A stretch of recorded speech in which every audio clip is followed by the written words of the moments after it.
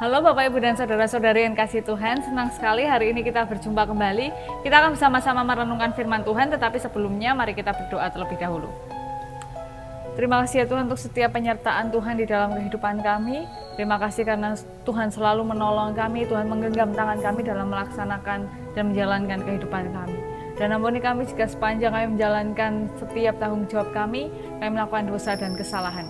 Jika sebentar kami akan bersama-sama merenungkan firman Tuhan, kiranya Tuhan memampukan kami untuk melihat kasih dan pertolongan Tuhan, supaya kami dapat memancarkan kasih Kristus di dalam kehidupan kami. Terima kasih ya Tuhan, di dalam nama Tuhan Yesus kami berdoa, haleluya, amin. Bacaan kita pada hari ini berdasarkan dari Amsal pasal 16 ayat yang pertama hingga ayat yang ke-20. Amsal pasal 16 ayat pertama hingga ayat yang ke-20, tetapi saya akan membacakan ayat pertama hingga ayat yang ketiga saja.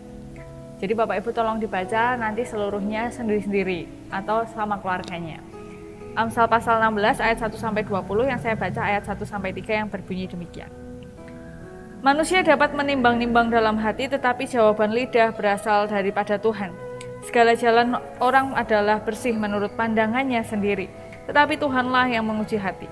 Serahkanlah perbuatanmu kepada Tuhan, maka terlaksanalah segala rencanamu.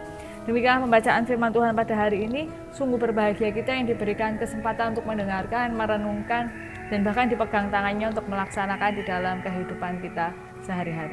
Haleluya. Bapak Ibu dan Saudara-saudara yang kasih Tuhan, bagaimana kabarnya hari ini? Saya harap semuanya dalam keadaan bahagia, semuanya dalam keadaan semangat, penuh sukacita, dan semuanya dalam keadaan yang sehat.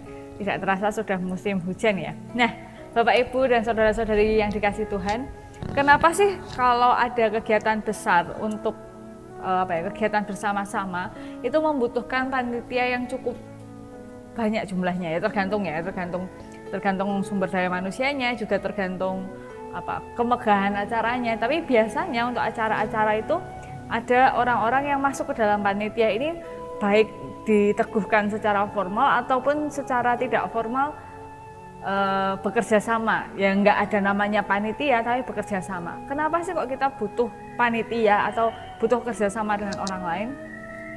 Karena kalau kita mengacu pada pikiran kita sendiri, itu pasti kita berpikir bahwa pandangan saya, rencana saya ini sudah paling bagus, sudah paling benar. Saya masih ingat ketika saya skripsi beberapa tahun yang lalu, dosen pembimbing saya itu memberi nasihat, coba kamu baca ulang skripsimu seperti itu bukan tulisanmu, jadi kayak tulisannya orang lain, nanti kamu akan melihat sudut pandang. Ternyata setelah saya baca lagi dari sudut pandang saya, ternyata saya menemukan banyak kejanggalan dari skripsi saya.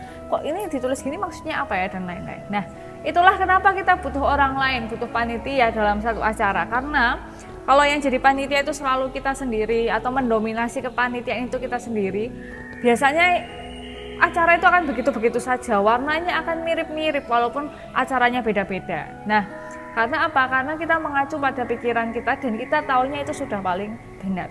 Tetapi hari ini kita diingatkan dalam Amsal, manusia dapat menimbang-nimbang dalam hati, tetapi jawaban lidah berasal daripada Tuhan. Segala jalan orang adalah bersih menurut pandangannya sendiri, tetapi Tuhanlah yang menguji hati. Jadi menurut siapa saja, menurut kebanyakan orang, jalan yang kita lalui, jalan yang kita pilih, jalan yang kita tempuh itu sudah yang bagus, sudah yang bersih. Tapi kan sebenarnya Tuhan yang menguji hati. Apa benar sih ini sudah yang baik kita lakukan? Apa benar sih jalan kita ini sudah yang paling bersih? Dan yang di ayat ketiga, serahkanlah perbuatanmu kepada Tuhan, maka terlaksanalah segala rencanamu. Ada dua poin yang penting yang bisa kita renungkan saat ini adalah, kalau menurut pandangan kita, yang kita pilih, yang kita lakukan itu sudah paling baik, itu sudah terbaik yang bisa kita lakukan. Dan yang kedua adalah, ketika kita menyerahkan segala perbuatan pada Tuhan, maka rencana itu akan terlaksana dan pasti akan lebih baik. Ya, ada kemungkinan akan sama seperti yang kita harapkan, mirip-mirip seperti yang kita harapkan, atau bahkan jauh sekali dari yang kita harapkan, tapi pasti berjalan dengan baik. Kenapa?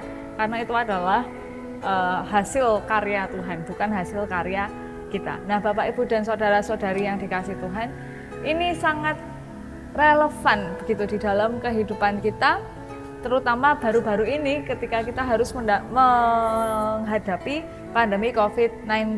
Jadi di tengah pandemi ini kalau kita mengacu pada kebenaran kita sendiri, ya mungkin kita rasa pikiran kita ini udah paling benar lah.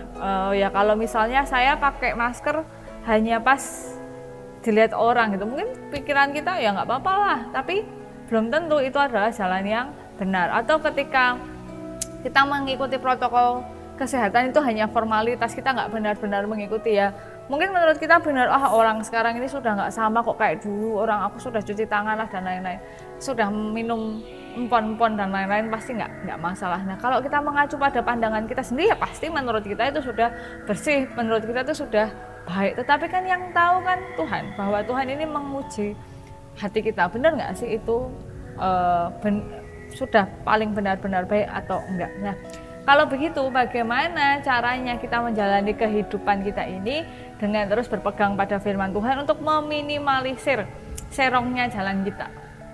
Yang pertama adalah melibatkan Tuhan dalam setiap rencana kita, melibatkan Tuhan dalam setiap pandangan kita. Pokoknya jangan lupa melibatkan Tuhan. Selalu ingat untuk melibatkan Tuhan, bahwa berdoa itu bukan formalitas, berdoa itu bukan rutinitas.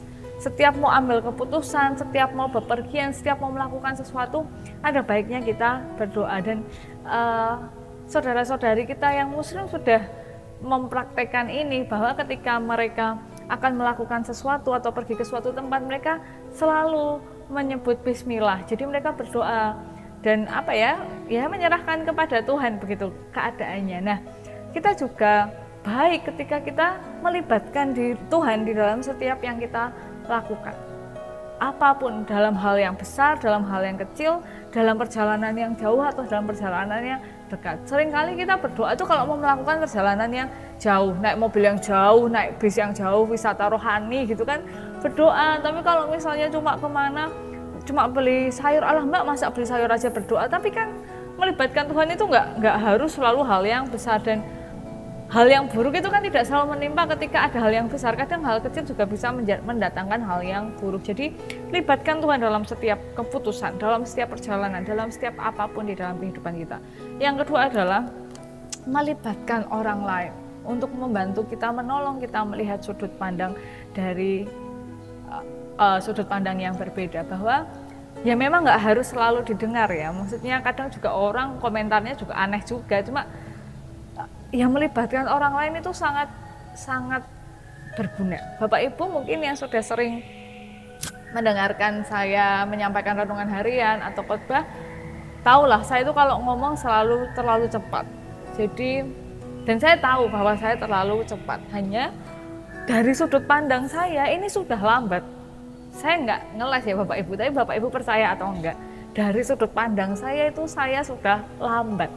Tetapi ternyata kan enggak. Nah, beruntungnya saya, setiap dulu saya menyampaikan renungan atau berkhotbah, ketika didampingi suami saya selalu memberikan kode.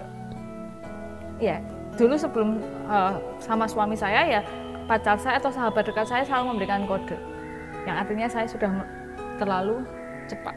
Nah, pandangan-pandangan orang lain ini menolong saya juga. Pasti saya yakin Bapak Ibu juga akan ditolong oleh pandangan-pandangan orang lain. Dan ini yang terjadi ketika para pemuda saat itu yang berbeda-beda punya keinginan, punya tujuan untuk menjadi pemuda yang bersatu di tengah keragaman kebinekaan Indonesia. Waktu itu mereka mengadakan kongres-kongres untuk berdiskusi, untuk merapatkan. Kita ini beda loh, tapi kita punya tujuan. Nah, dari tujuan-tujuan itu, dari rapat-rapat itu, mereka menyimpulkan Sumpah Pemuda yang isinya adalah kami putra-putri Indonesia mengaku bertumpah darah yang satu tanah Indonesia. Kedua, kami putra-putri Indonesia mengaku berbangsa yang satu bangsa Indonesia. Ketiga, kami putra dan putri Indonesia menjunjung bahasa persatuan, bahasa Indonesia. Mereka dari segala macam agama, mereka dari segala macam suku, dari segala macam bahasa daerah. Mereka ngobrol, mereka berdiskusi, dan ada banyak hal yang mereka keluarkan dari diskusi mereka. Juga ada Sumpah Pemuda. Nah, ini bisa terjadi, hal itu bisa terjadi karena ada orang banyak yang berkumpul menyampaikan pandangan-pandangan dan pergumulannya, sehingga melahirkan sebuah hal yang sangat baik bagi persatuan bangsa Indonesia yang dilontarkan oleh pemuda-pemuda yang saat itu penuh semangat. yang punya tujuan yang baik untuk bangsanya. Nah, sekarang kalau kita punya tujuan-tujuan baik menurut pandangan kita, mari kita melibatkan Tuhan, melibatkan sesama kita supaya tujuan baik itu benar-benar menjadi baik dan melahirkan buah yang baik. Karena nggak selalu Bapak Ibu yang kita anggap baik itu benar-benar baik dan yang kita anggap buruk itu benar-benar buruk. Jadi diskusi dan menyerahkan pada Tuhan adalah hal yang terbaik yang bisa kita lakukan. Mari kita berdoa. Terima kasih Tuhan untuk setiap penyertaan Tuhan di dalam kehidupan kami, dan ampuni kami ya Tuhan jika kami tidak melibatkan Tuhan dalam apapun yang kami lakukan, dan kiranya Tuhan menolong kami supaya kami bisa melibatkan Tuhan, melibatkan sesama kami, melihat dari sudut pandang yang berbeda, supaya sungguh kami dapat berjalan di jalan yang benar dengan hati yang bersih. Terima kasih ya Tuhan, di dalam nama Tuhan Yesus kami berdoa, haleluya, amin. Ya Bapak Ibu, demikian yang dapat saya sampaikan, kiranya dapat menjadi hal yang baik bagi kita semua, dan selamat memperingati Hari Sumpah Pemuda bagi seluruh pemuda-pemudi bangsa Indonesia. Mari kita merenungkan apa yang sudah dilakukan oleh pendahulu-pendahulu kita, pemuda-pemudi zaman dulu, dan mari dengan semangat yang sama, mungkin dengan cara yang berbeda, kita mengupayakan persatuan dan kemajuan bangsa kita. Dan jangan lupa untuk tetap speak up dan berjuang di tengah hal-hal yang tidak adil, tidak baik, dan diskriminasi. Sampai jumpa, Tuhan memberkati kita semua. Sampai jumpa.